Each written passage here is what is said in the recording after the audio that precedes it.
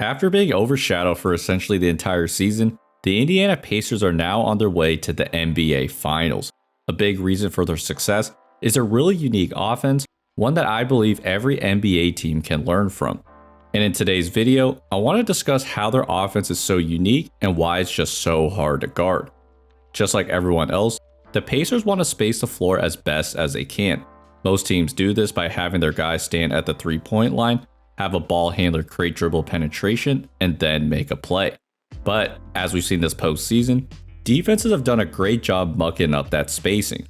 The reason is, when everyone is standing around, defenses can better key in on the ball handler. One way to do this is by helping in the gaps. When off-ball defenders know that their matchups aren't moving, they can dictate when to help and then recover back to their man.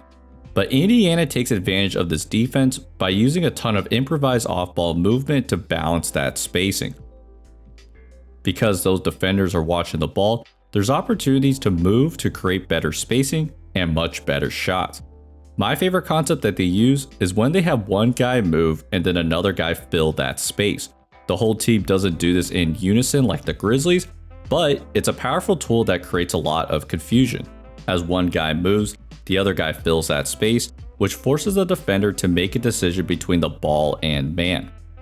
On this one, Haliburton creates that mismatch with Robinson. Turner has a post-up, but eventually moves out. After the dribble handoff, Siakam fills the paint to post his defender, and look at all that space he has now. Then here, Shepherd comes up to set a screen, and McConnell goes the other way.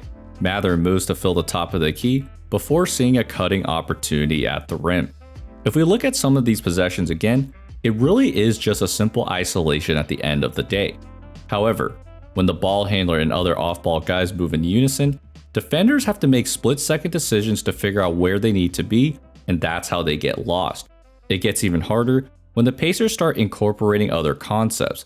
The other thing I love is how they use screens to maintain and create better spacing. The most traditional way to use a screen is to create a mismatch and then use that advantage to make a play. But Indiana uses screens to put defenders in bad spots. One thing the Pacers do is reject screens. On a ball screen, the guy guarding the screener is usually up so high, especially if they're trying to switch. So if the ball handler can sell it hard enough, those lanes are gonna be wide open. During a dead ball, TJ McConnell tells Turner, "Stay prepared, alright?" and calls out the play pistol. Now, as the ball's being inbounded, what would typically happen is for McConnell to run the pick and roll along the sidelines. But he waits for Jarrett Allen to go to the baseline, which then clears the middle so he drives and now has a wide open layup. This is what makes the Pacers offense so different. They're not really looking to just force a mismatch because they know there's so many ways they can attack. Here, Sam Merrill holds Haliburton because they don't want him to set the screen on Garland, but because they're occupied, McConnell sells like he's using the screen just to go middle in a wide open paint and then kicks it out for another wide open shot. When the Pacers do create those mismatches, they're not always looking to isolate them. Haliburton has Cat, but immediately attacks the lane, and Turner smartly screens his defender so that Hallie has a wide open dunk.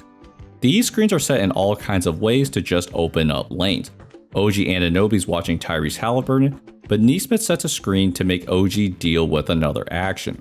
With both Brunson and OG occupied, Haliburton has that driving lane, which then creates all that ball movement, and even though it ends up being a Siakam ISO, that's a good matchup to attack, but he just misses it.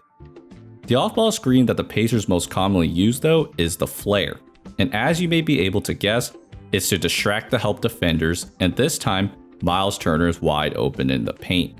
But what makes the flare more powerful is that it gives the ball handler another passing option to move the defense.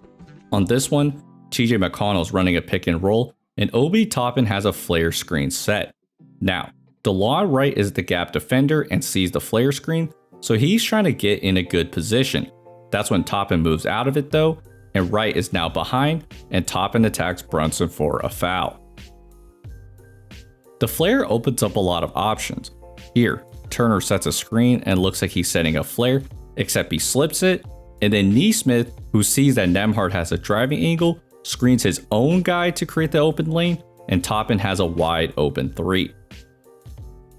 This is by far the most important part of the offense. When one person improvises, everyone else knows what they have to do. All of this works because it's done so fast and in sync.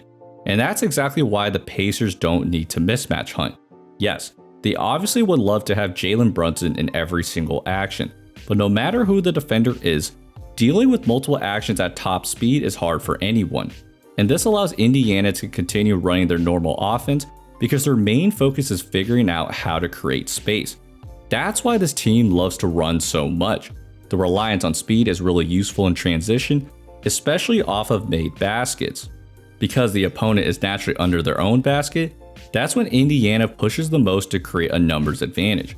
In the Knicks series, the biggest beneficiary of this fast pace is Pascal Siakam. He's gotten a lot of one-on-one opportunities in space just because the Pacers are not afraid of making that initial pass as the Knicks are getting back. Because he recognizes when he can leak out, the Pacers just look for him in transition. And it's not all about just scoring. Even if the Knicks get back in time, Siakam's focus is to get good position early so that he can play one-on-one. This one's a pretty good example. After Hart knocks down the three, Siakam hustles down to get good position on the post-up, McConnell clears to give more space, and Toppin comes up to bring his defender up, so Siakam now has a one-on-one, but he just can't finish. This is why the Pacers don't really run set plays. While plays provide structure to the offense, they take time to set up, and opponents have studied you so much that it gets easier to take those away. But it's hard to set your defense when Indiana plays so fast naturally, and that's how they get so many easy baskets even if they just gave up a layup.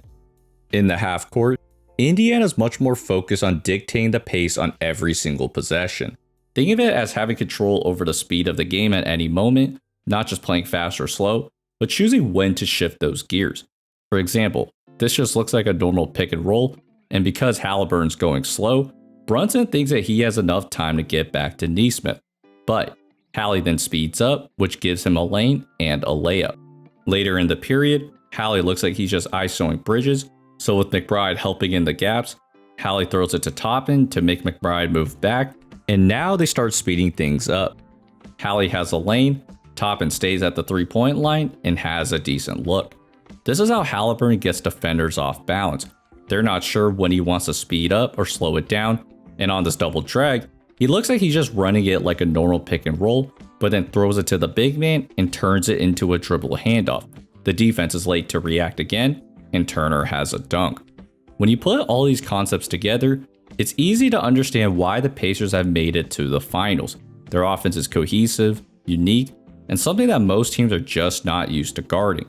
And while the finals matchup isn't that sexy on paper, it's the best offense against the best defense that makes this matchup so intriguing to watch. So, hope you guys enjoyed this video. If you enjoy the content, please like and subscribe, and I'll see you guys next time. Peace.